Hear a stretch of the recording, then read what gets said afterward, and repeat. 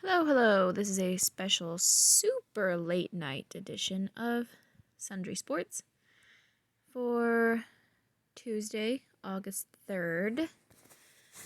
Not Wednesday. It's not Wednesday yet. I haven't been to sleep yet. From Cowboys Wire, Cowboys News, Gallup leap in year 3, cornerback has COVID, kicker competition is off. I already read this yesterday or the day before. Michael Gallup, a dynamic slot option. Cooper, dominant outside. As long as the season doesn't get grounded, the air show in Dallas should be a blast to watch. Yeah. Which, in turn, should make the running game also a blast to watch. COVID-19 ends Cowboys kicker competition. Yep. Ridiculous. That's because they had to cut down to 80 players before training camp even started. So, no competition. Prescott number 1 in 2016 redraft. Cowboys Elliott drops out of top 10. I think that's ridiculous. Cowboys fullback Jameez Olawale opts out. Yes. 2021 mock draft. Who cares? Cowboys news. Breaking down Kellen Moore. That's an old one. Cowboys still richest sports franchise in the history of Earth. Yes. NFL sets training camp dates for Cowboys. Charts course for on-time season. Okie dokie. That was nothing new. Moving on to the ESPN Daily. Good morning. Last night, Doris Burke casually dropped the line, "I do like being right. Ask my ex-husband," on national television, and we must protect Doris Burke at all costs. Here's your ESPN Daily. Who is that?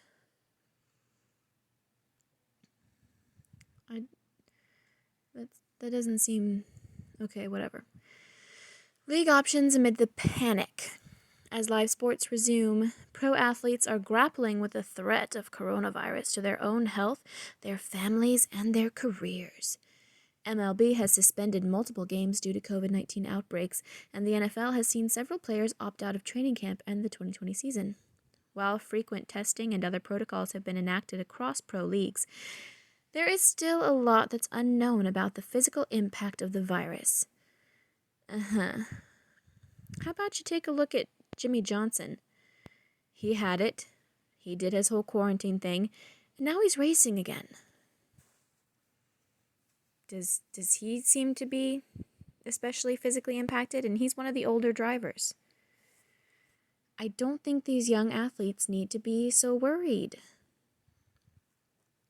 Even on a healthy young athlete's body.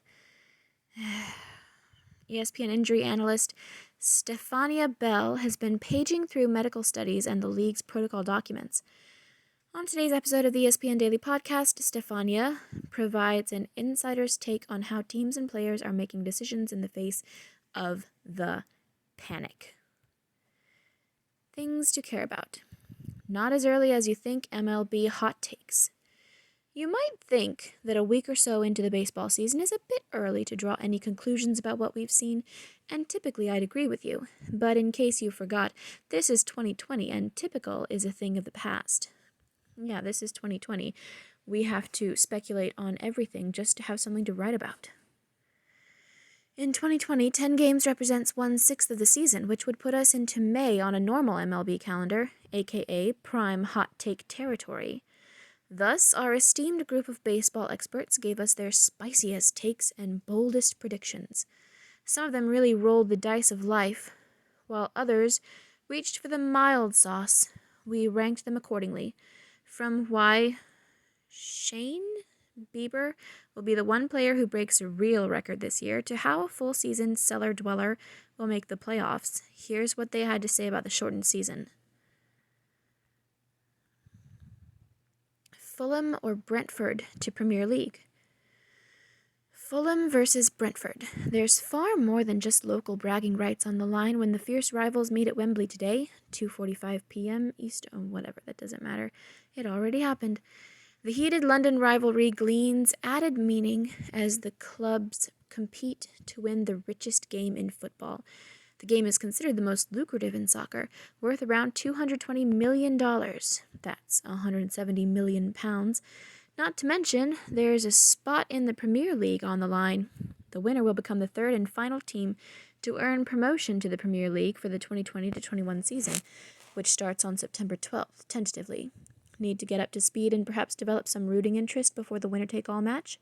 We got you covered. Tom Hamilton is breaking down each team's season in a snapshot, detailing where the game will be won or lost, and giving his prediction. Sorry, Fulham fans. A better future for college football players? Over the weekend, players in the Pac-12 announced their intention to reach a groundbreaking new agreement with their schools. Okay, let's just back up for a second. The future of college football players is generally considered to be the NFL, so can't get much better than that. Just saying. Our intention to reach a groundbreaking new agreement with their schools, one that goes far beyond the traditional relationship of school and student-athlete. The Pac-12 players threatened to opt out of playing until a number of economic... And they're acting like college is their whole career. That's what they're acting like. Like they're not working towards something. This is it for them. So they need it to be what they want it to be. They want to even get paid, and if they do, they possibly won't feel like they need to move on to anything else afterwards. The Pac-12 players threatened to opt out of playing until a number of economic, racial justice, and safety issues are addressed. The health concerns that sparked the movement are the same every sport returning to action has had to face. The obvious difference, in professional sports, athletes are paid salaries and allowed to make money off of their name, image, and likeness. Well, with these guys, it's an investment. It was clear from the moment the coronavirus panic shut down sports last spring that a college football season and the money it generates was far too important to the budget of too many athletic departments to lose unless there was no other option. There's no shame in acknowledging the amount of money tied up in college athletics. However, there is shame in bringing back athletes without centralized, enforceable health and safety protocols, acknowledging the desperate importance of athletes to your school's well-being and continuing to actively and forcefully resist the athletes' attempts to recognize their economic rights. What economic rights? As we wait to see what games can be played, when and by whom, one thing is certain, writes Bill Connolly. The world of college athletics must change, and in 3 key ways: compensation, representation, and oversight. Things to watch. What, like it's hard? You want to know what's cool about Katie Ledecky? Literally everything, but today it's the fact she can balance a full glass of chocolate milk on her head while swimming the entire length of a pool without spilling one drop. As someone who often struggles to get their beverage of choice from the fridge to the table without some spillage, consider me impressed. All in favor of making swimming while balancing milk an Olympic event, say aye. I'm going to assume you said it. I hope she knows that it's actually I-A-Y-E, not the letter I. Overheard. I mean, it looks like she doesn't know that. Overheard. He's obviously one of the best players to ever play for this franchise. Everyone around here respects him. They speak highly of him. I'm just honored to be following in the position that he left behind, to get the opportunity to resume my career. Teddy Bridgewater on following Cam Newton as quarterback of the Carolina Panthers.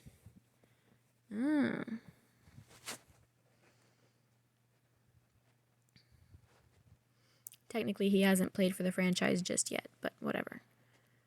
Oh, wait, Carolina Panthers. Yes, never mind. Yes, he did. Remember when? On this date in 2006, we learned that if you aim first, that if you ain't first, you're last, when Talladega Nights, The Ballad of Ricky Bobby starring Will Ferrell was released in theaters.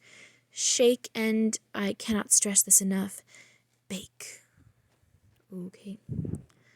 What's on today? A bunch of stuff that has already happened at this point. Until next time, remember, Last night, Dion Waiters threw an alley-oop to Alex Caruso as the Lakers locked up the number 1 seed in the West, and just getting to type that sentence is enough to sustain me for the next few days. Whatever.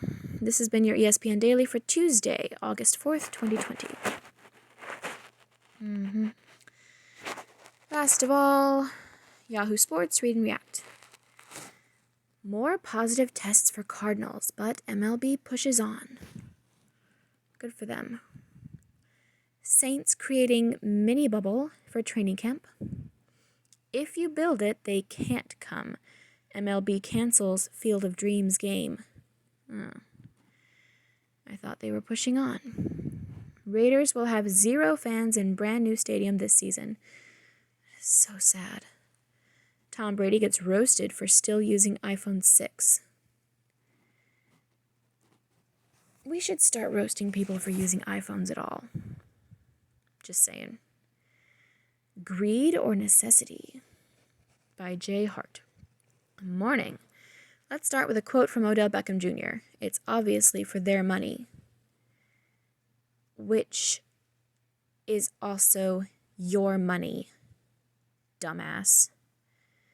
This is Beckham questioning why the NFL is trying to pull off a season amidst this panic. Beckham thinks it's just to line the owner's pockets. Obviously, with everything that's going on, it doesn't make sense why we're trying to do this, the Cleveland Browns receiver added. Fuck you, dude. I think I may trade you. Look around. The other sports are happening too. It's not so ridiculous. And it's for your money, and it's for morale of the entire fucking country, you asshole. Maybe not, but let's be clear about something. With or without a season, NFL owners are going to be fine. The Dallas Cowboys were just valued at $5.5 billion, the most valuable sports franchise in all the world. Jerry Jones and the rest are billionaires with or without an NFL season. Who's not is everyone else who relies on the NFL for their livelihood. Thank you. The marketing team, the hot dog vendor, the grounds crew, the sports bars. Well, the hot dog vendors are going to be shit out of luck in a lot of places, including Las Vegas. The grounds crew, the sports bars, the sports writers, the network ad reps. This list could go on and on. Like a hair salon, the NFL is a non-essential business until it is, and it is for a lot of people.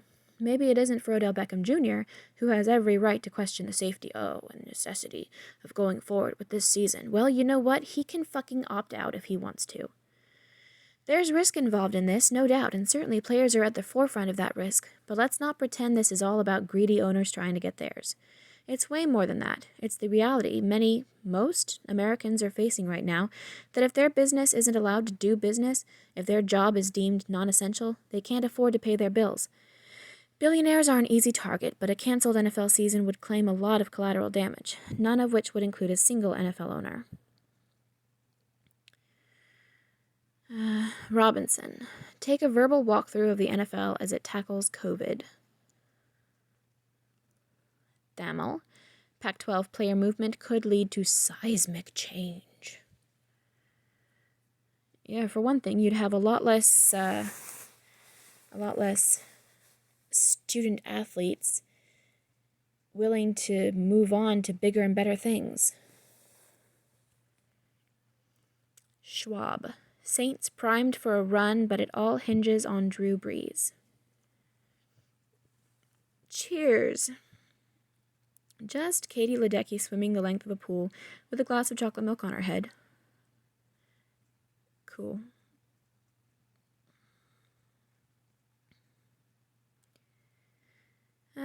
Thanks for reading today's issue of Read and React. And that's it for Sundry Sports. Thank you and good night.